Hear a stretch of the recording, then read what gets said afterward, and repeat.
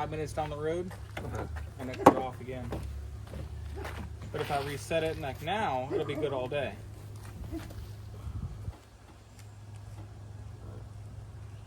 We just need to see what we're reading on that damn temp sensor. But it doesn't work right now.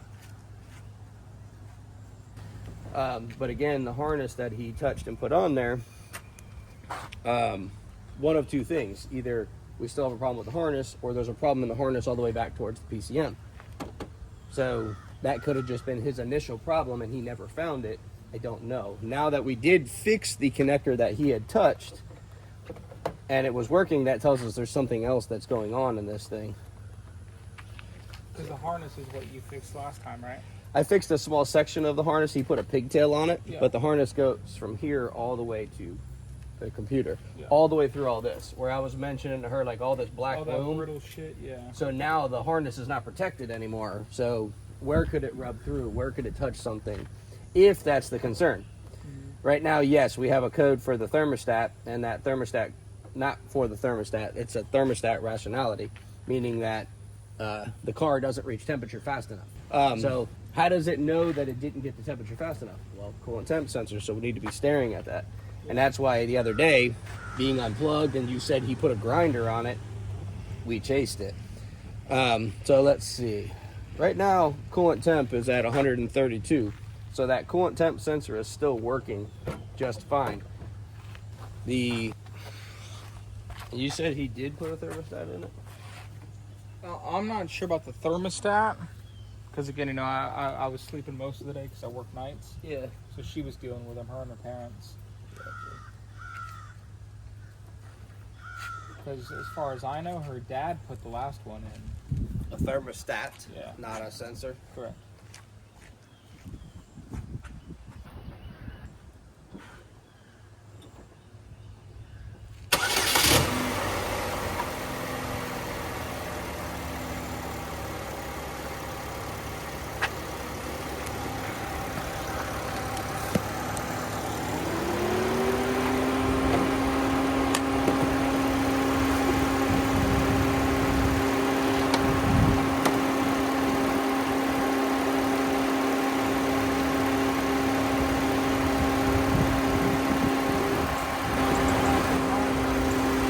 It's weird, like I hit like 55, 60, cruising, and it stopped. But we did together, and it never stopped. Yeah, that's what I'm saying. So that's why I'm saying it took. So how much more did you guys drive it that night when she texted me? Literally, we brought it back. No. It sat. Yeah, okay, we brought it back and sat. I thought you meant you guys. Yeah, we brought it back and sat. 5:30, 6 o'clock. Whenever she messaged you, I took it to Walmart. Right around the corner. The one at the corner there? Yeah. And that's a decent drive. Before, you guys used to get a block or so, right? I'm trying to make sure I understand how it's failing. So driving that far, we didn't drive quite that far that day, but we drove decent. So right now we're waiting to see. Right now we're at 132 degrees. Yeah, we're at 132 degrees right now. We're just gonna watch that. And this is 2010. I'm gonna go look up so the way a cooling fan works, you'll have multiple speeds or a variable speed. And those speeds will come on based on temperature from the coolant temp sensor. Sometimes there's a separate sensor down in the radiator. So we'll go look that up because this temperature is not changing from 131. It should be fluctuating and it should be getting hotter than that, and the fans technically shouldn't be running. Just like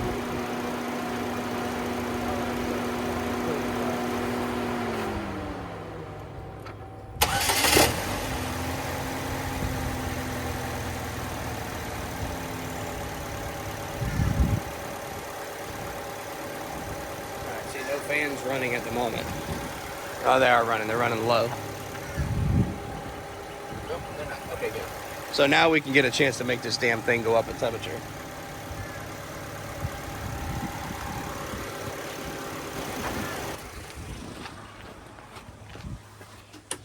Alright, let's see what our temperatures are supposed to read when that fan comes on certain speeds.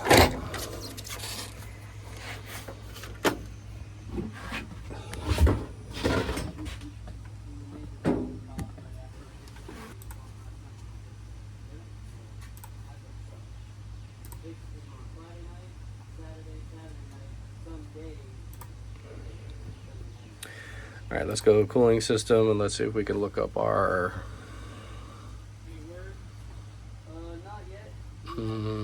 So you see there's a cooling fan resistor, which you can't read the screen right now.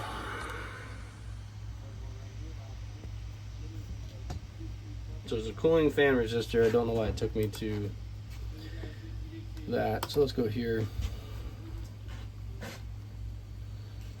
See if we can find our temperature.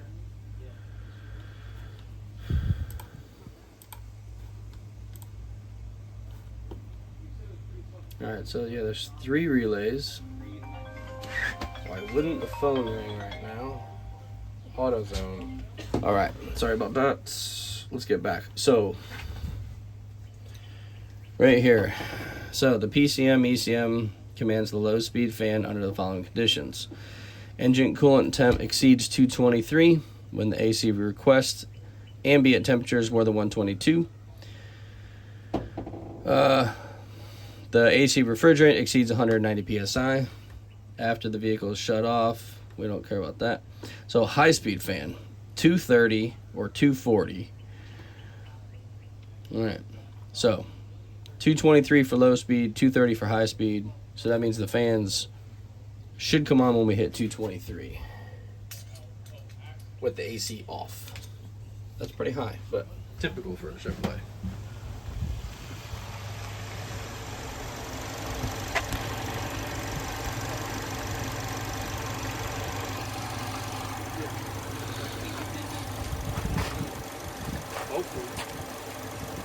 So 223 is when the fans are supposed to kick on. Okay.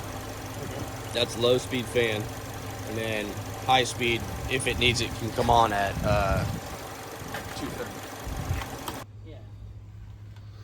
With the engine cold, check the engine temperature and air temperature values in the PCM data. The values should match within a few degrees. Well, check for engine temperature to reach 195 and stay warm while driving. If the coolant temperature is slow to reach 195, it doesn't reach 125, replace the thermostat.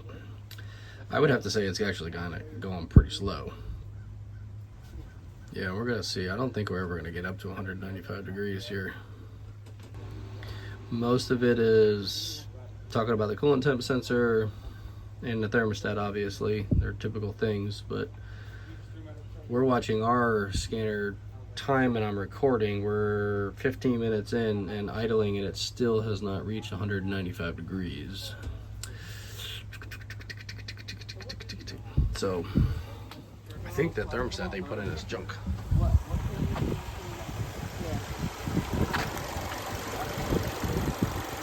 We're only at 197. So it's taken us technically about 25 minutes, that's how long I've been recording, for this to reach 195. That tells us coolant temp sensor's fine, the switch is fine, or the pigtail is fine that I repaired for you last time, and chances are whatever thermostat you guys are buying is junk. If I were you, I probably would buy one directly from GM and put that in just because you're having some pretty bad luck with the car.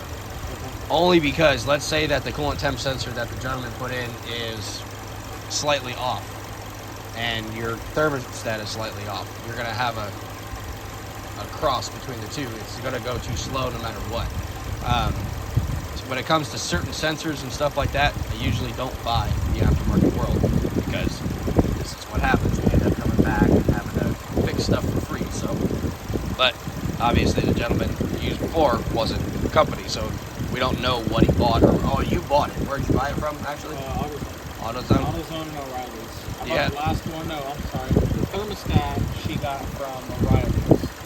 But the coolant temp sensor, the last one I bought was from AutoZone. Do you have the receipts on it? Somewhere, yeah.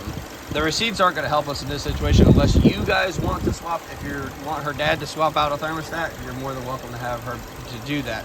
If you want me to do it, the only way we're going to do it is if I purchase one directly from GM and we come in and throw it in the car. At that point, you might as well do it all. Put a new sensor back in, a proper GM one, put a GM thermostat, and fix the harness with one that's not grinded up. Just because we're in there, we might as well fix it. A lot of that stuff's going to be what we call crossover labor, meaning that if we're doing the sensor, we're going to change the pigtail. You don't have to refill the system by changing the sensor and the thermostat at 2 different times. We're going to lose the same amount of coolant. We might as well just mix all of that at one point because they're also in the same general vicinity. So yeah, we're at 27 minutes now and we're only at 2:01. I suspect, this is only a suspicion because there's nothing else I can go on. The car hasn't failed in front of me. Is that thermostat you guys are putting in is just cheap. It's not getting it done. If you had the receipt and I could look up the part numbers on it, then maybe I could be a little bit more definitive on the type of thermostat you're using. But if you're using, like, let's say you got it from AutoZone and it was the basic Duralast one, I can see why this would be a problem.